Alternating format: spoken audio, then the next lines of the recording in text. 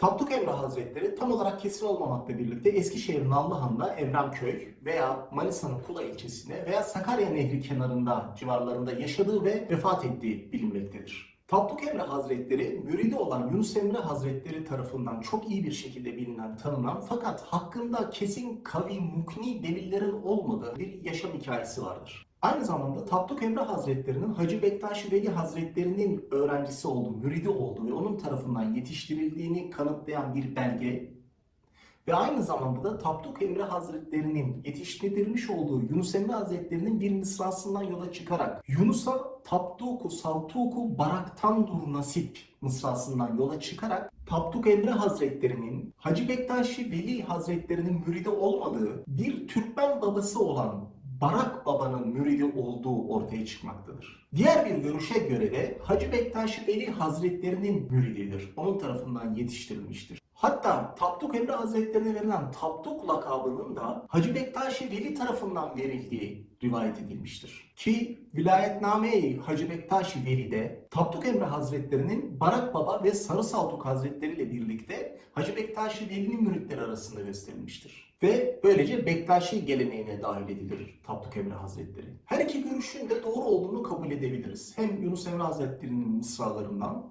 Tapduk Emre Hazretleri'nin Barak Baba'nın müridi olduğu ortaya çıkıyor.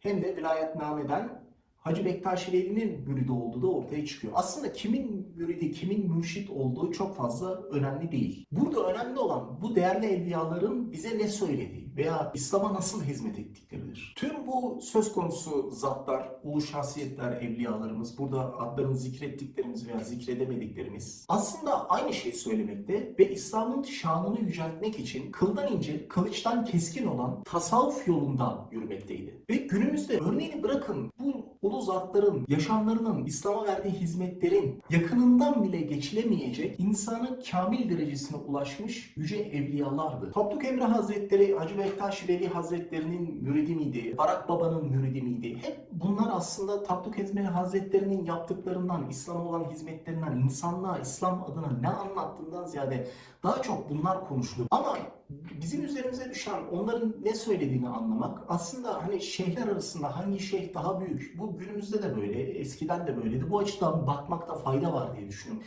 Hangi şeyh daha büyük? Hatta halifeler için de bu söz konusu. Hangi halife daha büyük? İşte o halife bundan üstün mü? Hatta bunu daha ileri boyutlara taşıyıp hangi peygamber diğer peygamberden daha üstün tutuluyor mu gibi kıyaslamalar yapmak oldukça yanlış. Bize de yakışık kalmayacak şeylerdir. O yüzden Tapduk Emre Hazretleri kimin müridiydi değil, Tapduk Emre Hazretleri İslam adına ne yapmış, nasıl yaşamış, tasavvufta o yolu kat ederken insanın kamil derecesine gelmiş insanlardan bahsediyoruz, zatlardan bahsediyoruz. Bu evliyalar ne diyor? Bunları bilmek lazım aslında.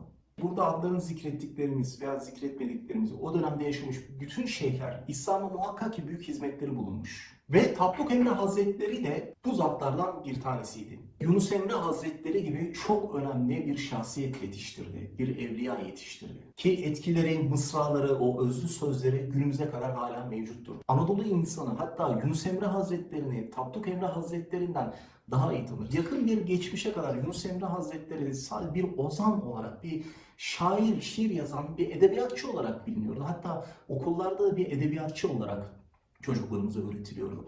Hani bundan bir 3 yıl önce belki bu Yunus Emre dizisi çekildi Aşk Yolunda diye. O diziden önce Yunus Emre Hazretleri'ni sokakta insanlara sorsanız belki şair derdi. Hani çok güzel şiirleri var, özlü söz söylüyor, arı ve duru bir Türkçeyle konuşuluyor. Türkçenin savunucusu, ünlü bir ozan olarak nitelendirilebilirdi. Bu diziyi de izlemenizi tavsiye ederim. Gerçekten çok iyi olmuş. Hem tasavvufu çok güzel dile getirmiş. Hakikaten hem Tapduk Emre Hazretleri'ni hem Yunus Emre Hazretleri'ni çok güzel bir şekilde tanıyabilme fırsatı sunmuş bu dizi bize. Ve bu dizi sayesinde Yunus Emre Hazretleri'nin bir şair, bir ozan olmaktan ziyade yüce bir şahsiyet, bir evliya olduğunu gösterdi bize ve bizim insanımıza aslında. Tapduk Emre Hazretleri'nin yaşadığı dönem o günün Anadolu'su evliyalar dönemi. Tapduk Emre Hazretleri yalnız değil, bir sürü Yunus Emre Hazretleri var, Hacı Bektaş Veli, Konevi Hazretleri var, Şeyh Edebali var, bunun İbn Arabi Hazretleri var. Hemen hemen aynı dönemde yaşamış. Gerçekten müthiş bir hem kaos ortamı hem de Allah'ın rahmeti gelmiş. Bu evliyalar Anadolu topraklarında yetişmiş. İşte o dönemin insanının gerek dine bakış açısı, gerek yaşam amacı İslam uğruna, İslam için yaşıyor. Ve yaşamın tek ve münferit gayesi Allah'a kulluk etmek. Ki Allah'ın da bize belirttiği gibi ben sizleri yalnız ve yalnız bana kulluk edesiniz diye yarattım. Ve o dönemde din tüm manasıyla yaşanıyor evliyalar sayesinde. Yani en azından o evliyalar ve çevresindeki müritleri yaşıyor. Şekilselliğe, görselliğe çok fazla önem verilmiyor. Kimsenin hakkında suizanda bulunulmuyor. Hemen o dönemin insanı, evliyaları diyor ki kalbini yarıp da baktın mı? O dönemin nasıl bir dönem olduğunu anlayabilmek için Yunus Emre dizisini TRT1'de yapıldı. İzleyebilirsiniz. Aşkın Yolculuğu diye. Yunus Emre Aşkın Yolculuğu diye. O dönemin sosyoekonomik, sosyopsikolojik yapısını, sosyal yapısını, insanlar İslam'ı nasıl yaşıyor, nasıl zor günler geçiriyor çok güzel özetlemiş. Dinin nasıl yaşandığı, namazı bozan haller nedir, orucu bozan haller nedir? Sadece bunun üzerine odaklı bir din değil, dinimizin bundan ibaret olmadığını, iman üzerine kesafet arz ettiğini görüyoruz. Namazı bozan, orucu bozan haller yanında imanı bozan hallere yer verilmiş. Mesela biz bugün bunlardan hiç konuşmayız.